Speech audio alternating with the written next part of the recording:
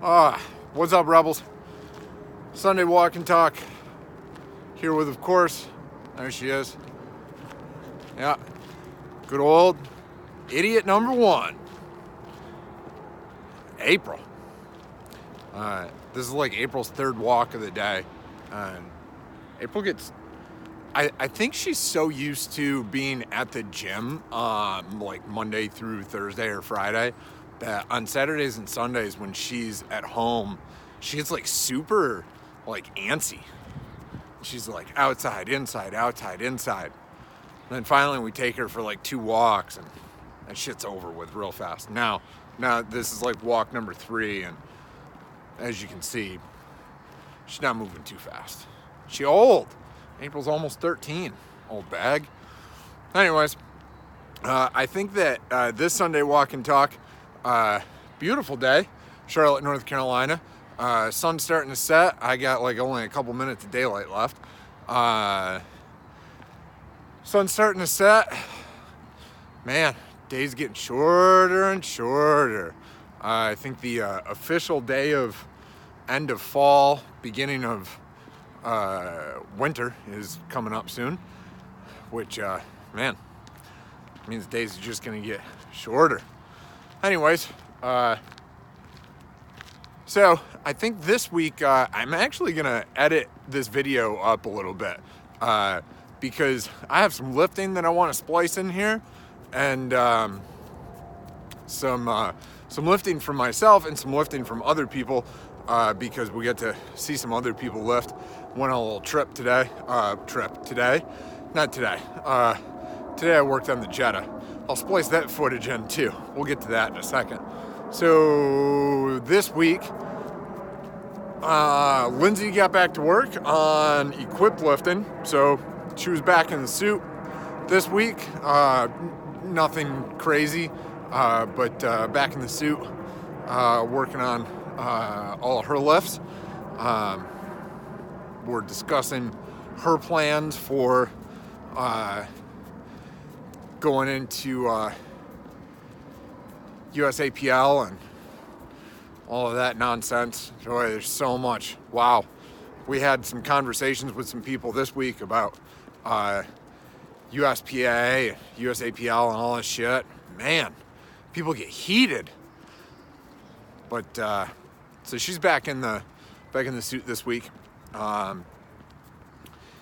and we're getting ready for her to do some crazy shit next year, and hopefully make it on a really big trip.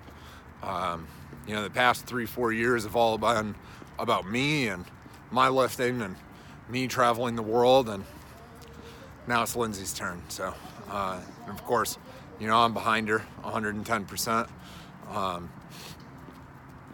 So, sorry, I get a little bit of runny nose. It's nice out, but it's not like super nice out, so my nose is running a little bit. Let me see. April, come here.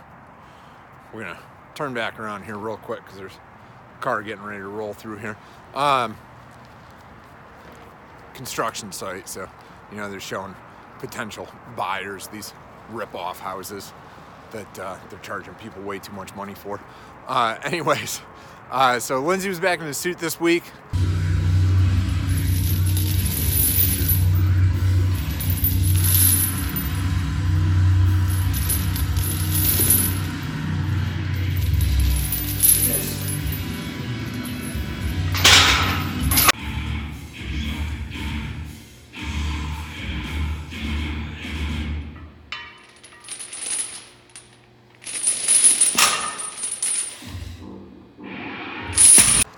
She's getting ready to do some crazy shit next year, and apparently April really, really wants to go over here. Anyways, this week on Friday, sorry, totally lost my train of thought there. This week on Friday, come on, April. We took a little trip, we being myself and one of my new lifters, Rosie Rose. Rosie and I took a little trip up to see Travis Mash at Mash Elite. They're up outside of Winston-Salem, Greensboro, North Carolina. It's about an hour and 15, 20 minutes or so from here. Took a little bit longer because holy shit, we drove through like a monsoon on the way up there. I was actually thankful that Rosie drove. I didn't feel like driving my truck up and all that nonsense. So Rosie had a better vehicle to actually drive up there. Believe it or not, the truck does not like going through puddles of water at 85 miles an hour.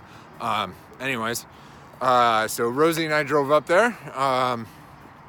Got to lift with Travis and got a little bit of instruction from him, so it was super cool. We've been on MASH program for 8 weeks. This was week 8. I didn't think we weren't looking to go up there and set any major PRs. Usually that doesn't happen when you go visit somebody else's gym.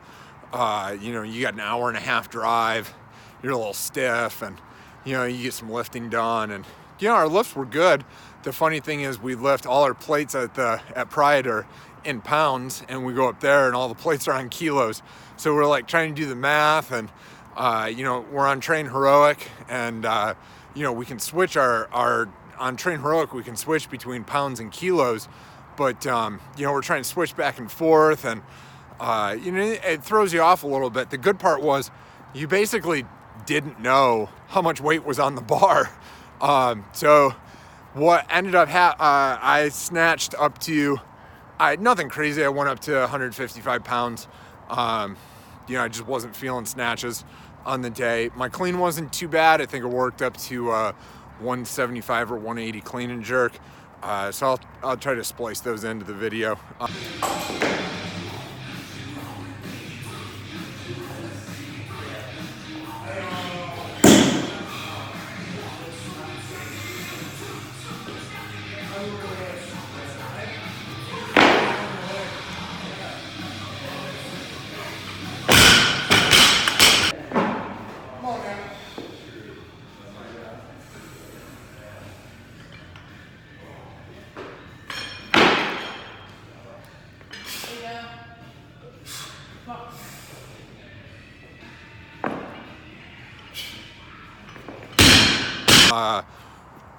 I think Rosie got up to like a 65 pound snatch maybe, and something like a 85, 90 pound clean and jerk maybe. She was getting a lot of coaching from Travis, which was good. I'm happy that she got some instruction from Travis on her jerk. We're trying to get her not to be so floaty. She's up in the air for like a super long time. We're trying to get her to be a little quicker under the bar, a little more force on the down, on getting under the bar and getting down.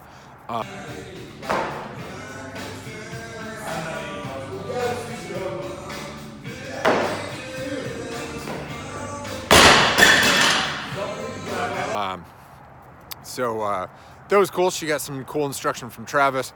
The cool part was she actually PR'd her front squat. And it was because of the kilos. We're trying to do the kilo conversion, and we were like, fuck it, just put a belt on, put 2 more kilos on, and just hit this one last squat, and then we'll be done. So she hit it, and it was actually a PR, which is cool. So big breath, tight core, shoulders up. Yeah, told you. She still hit a PR while she was up there. I think I front squatted nothing crazy, like 225 or 230 or something like that. So no big deal. I didn't go super heavy. My clean and jerk felt pretty good for the day, but I didn't go super heavy. So that happened.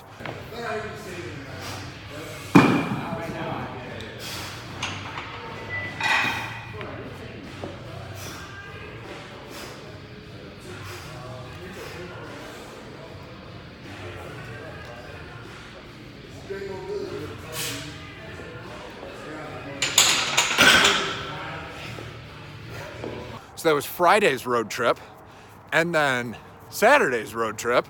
For a guy that doesn't get out very much, I had 2 days in a row, 2 road trips in a row. So we drove down to Columbia, to go see one of our friends, Helen, lift. Helen is an awesome multiply lifter.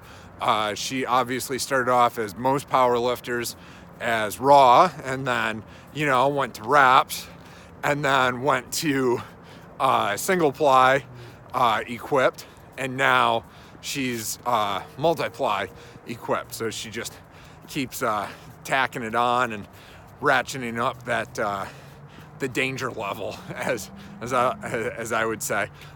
Equipped powerlifting is just nuts. I think she squatted like 455 or 475 or something like that, which is just insane. It's just crazy weight. She benches, God, she outbenches me by far. 240, 250 bench, something like that. And we made it up in time to watch her deadlift. She came out at like an easy 420 or something like that, and then went to like 450, 460, and then ended at like a 470 something deadlift.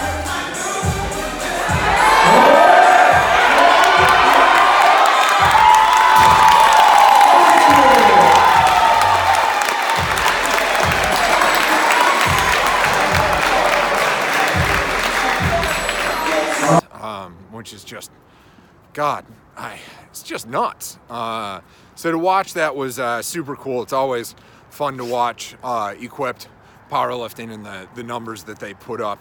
And for anybody watching that really doesn't understand the difference between raw powerlifting and equipped powerlifting, Scott Shetler, Lindsay's coach, put this to me the best way that I've ever heard it put. In the Olympics and track and field, you have high jump and you have pole vaulting. Both involve an athlete jumping over a bar. One does it under their own power with no help at all, and the other one uses a pole, and that pole helps propel them over the bar. They're both jumping over a bar. One does it raw and one does it with a piece of equipment. It is two different sports. It is classified as two different sports. One is high jump, one is pole vaulting. Two different sports, both involve an athlete jumping over a bar. One uses a piece of equipment, one doesn't. Two different sports. So that is how you guys need to look at equipped versus raw powerlifting. Coming from the guy who is not a power lifter at all. Anyways, it was cool to watch Helen lift, and it was cool to get out of the gym. Lindsay and I got to spend, it's an hour and a half drive down to Columbia, down and back. So we got to spend the day talking about, business and plans for the future and coaching and training and all that stuff. We don't get to spend a ton of time together anymore. Obviously, we get to spend time together every day, but not like that. So it was good that we got to do that, and that made me happy to spend some time with the wife and take a little trip and see our friends. So that was that. So I'll try and splice in a little bit of lifting from today. From this week, not from today. Today was Jetta time, and R.I.P. Jetta. Wah, wah, wah. Yeah, I think the one of the seals is gone on the turbo, on the Jetta. I fired that bitch up, and she just blew smoke over the entire neighborhood, and I am not exaggerating. I mean, it was like fucking everywhere.